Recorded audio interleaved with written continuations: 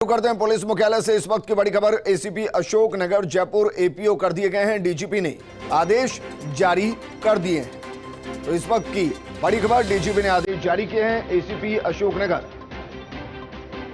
को एपीओ कर दिया गया। पुलिस मुख्यालय से इस वक्त की बड़ी खबर, एसीपी अशोक नगर जयपुर को एपीओ कर दिया गया है। डीजीपी ने आदेश जारी कर दिए हैं। तो पुलिस मुख्यालय से बड़ी खबर है, जयपुर के अशोक नगर एसएचओ को निलंबित किया गया है। पीएचक्यू ने आदेश जारी कर दिए हैं। इस वक्त की बड़ी खबर आपको बता रहे हैं। मेरे सहयोगी शिवेंद्र जुड़ गए। शिवेंद्र, जरा बताइए क्यों एपीओ के निलंबित किया गया है? देखिए, ये फर्स्ट इंडिया के रियलिटी चेक का बहुत बड़ा असर है विजेंद्र। फर्स्ट इंडिया ने जो रियलिटी चेक किया था कुछ दिन पहले जी, जिसमें हमने दिखाया था कि किस तरह जयपुर में नाइट लाइफ मुंबई की तरह हो गई है और सुबह के 3-4 बजे तक जो क्लब हैं जयपुर के वो खुल रहे हैं, हुक्का परोस रहे हैं, शराब पिला रहे हैं। उसके बाद मुख्यमंत्री ने गंभीरता दिखाई थी। मुख्यमंत्री ने मीटिंग ली थी डीजीपी की, जयपुर के पुलिस कमिश्नर की, और उन्होंने सख्त हिदायत दी थी, निर्देश दिए थे कि किसी भी सूरत में जयपुर में 12 बजे सभी नाइट क्लब बंद हो जाने चाहिए। यही निर्देश डीजीपी के हैं, यही निर्देश पुलिस कमिश्नर ऑफ जयपुर के हैं। लेकिन कल रात को 12 बजे के बाद भी अशोक नगर थाना इलाके में एक क्लब चालू था।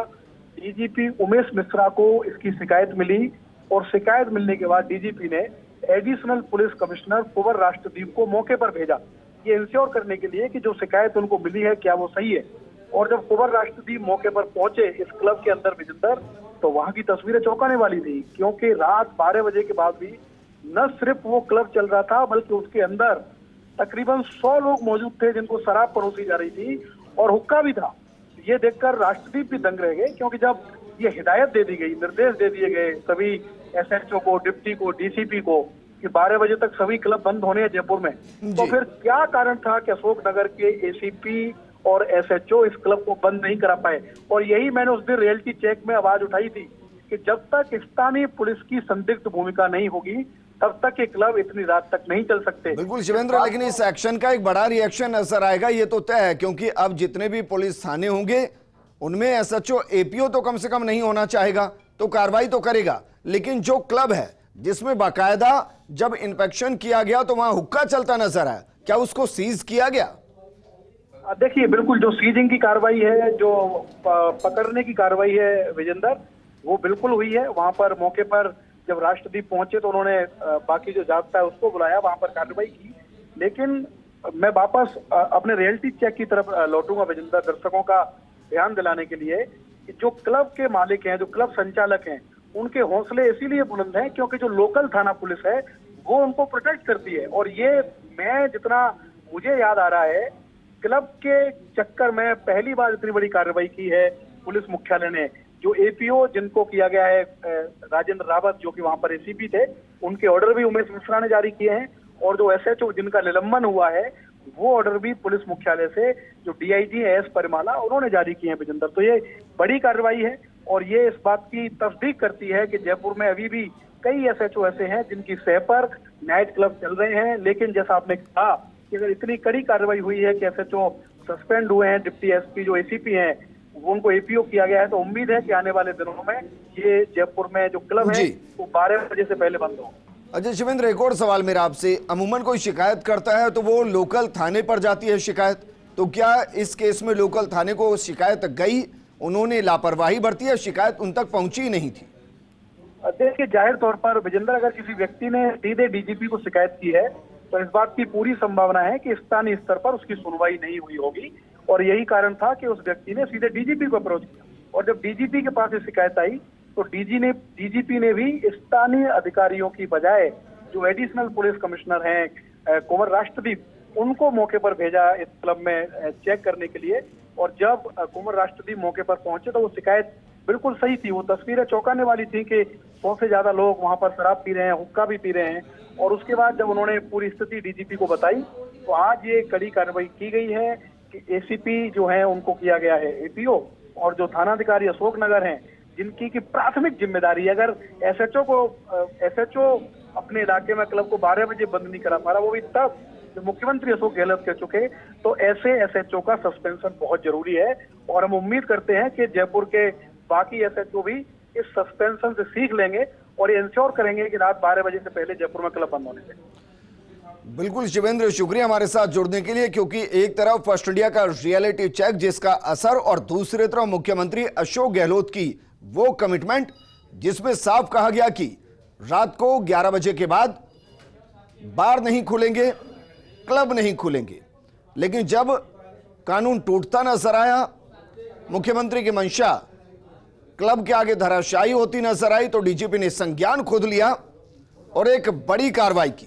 मेरे सहयोगी सत्यनारायण जुड़ गए।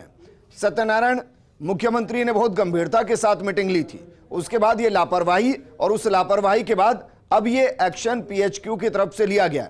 भाई इंटरनली ये सर्कुलेशन तो सबको किया ही गया होगा कि अपने अपने जो सर्किल है उसकी जिम्मेदारी आपकी होगी, तभी तो ये कार्रवाई की गई है। देखिए, हमने पहले ही कहा था कि बिना स्थानीय पुलिस की सह के क्लब चलना तो बहुत दूर की बात है। इलाके में एक पान की दुकान भी देर रात तक नहीं खुल सकती, और यही हुआ जब हमने स्टिंग केस पूरे क्लब का, तो लगातार रात को 12 नहीं, 1 नहीं, बल्कि सुबह 4 बजे तक ये क्लब संचालित होते रहे। हमारे स्टिंग के बाद में एक्शन हुआ और एक्शन होने का जो नतीजा है वो आज देखने को मिला है। एसएचओ अशोकनगर राजवीर सिंह और एसीपी अशोकनगर एसीपी को एपीओ किया गया है, वहीं एसएचओ को सस्पेंड किया गया है। जरूरी भी था, क्योंकि मुख्यमंत्री के कहने के बावजूद भी इलाके के अंदर लगातार क्लब और बार देर रात तक संचालित किए जा रहे थे। सबसे अधिक जो बार और क्लब हैं अशोकनगर इलाके में या फिर जवाहर सर्किल इलाके में, लेकिन जब अशोकनगर इलाके के बार लगातार रात को 1 या 2 तक उस पर संचालित होते रहे, मुख्यमंत्री के कहने के बाद भी एक्शन नहीं हुआ, तो अब ये एक्शन हुआ, जो कि एक संदेश है बाकी एसएचओ के लिए कि अपने अपने इलाकों के अंदर अगर इस प्रकार के क्लब संचालित हो रहे हैं तो उनके ऊपर कार्रवाई करें। अन्यथा आज जो एक्शन पुलिस मुख्यालय ने अशोकनगर की तरफ लिया है वो कल के दूसरे एसएचओ की तरफ हो सकता है विजन। तो कहीं ना कहीं एक अच्छी पुलिस की पहल है और आगे आने वाले समय के अंदर और भी एक्शन हमको देखने को मिल सकते हैं। विजेंद्र, आपको लग रहा है कोई मीटिंग भी हो सकती है इसको लेकर? क्योंकि पूरा सवाल जो खड़ा होता है पुलिस महकमे पर, मुख्यमंत्री की मंशा पर खड़ा होता है जब इस तरीके की लापरवाही सामने आती है। बिल्कुल, देखिए, डीजीपी उमेश मिश्रा ने स्पष्ट किया है कि जब तक स्थानीय पुलिस का मिलीभगत नहीं होती तब तक इलाके के अंदर कोई भी अवैध गतिविधियां संचालित नहीं हो सकती। और यही देखने को मिला है, अगर इलाके का थानेदार मना कर दे तो उसके बावजूद किसी की हिम्मत नहीं है कि वो क्लब खोल ले या अपना जो हुक्का बार चला ले। लेकिन अगर थानेदारी मिला हुआ होगा तो फिर तो किसी की हिम्मत ही नहीं उसको बंद कराने की। लेकिन अब जब ये एक्शन हुआ है, एपी और सस्पेंड हुए हैं पुलिस अधिकारी, तो कहीं ना कहीं संदेश जरूर गया है कि अब हमारे इलाके में 12 बजे बाद में, 11 बजे बाद में कोई भी क्लब नहीं चलेगा, कोई भी हुक्का बार नहीं चलेगा। अगर हुक्का बार चलता है तो उसकी जिम्मेदारी संबंधित थाना अधिकारी की होगी। तो कहीं ना कहीं आने वाले समय के अंदर हमें और भी जो एक्शन है पुलिस का वो देखने को मिल सकता है। विजेंद्र, अच्छा सत्यनारायण, एक और सवाल, क्योंकि एक तरफ पुलिस की लापरवाही तो है, उस पर एक्शन लिया गया, दूसरी तरफ वो क्लब जो अब भी नियम कायदे कानून से नहीं चल रहे, क्या उनके ऊपर सीधे सीज की कार्रवाई की जा रही है या किसी और तरीके की पेनल्टी लगाई जा रही है?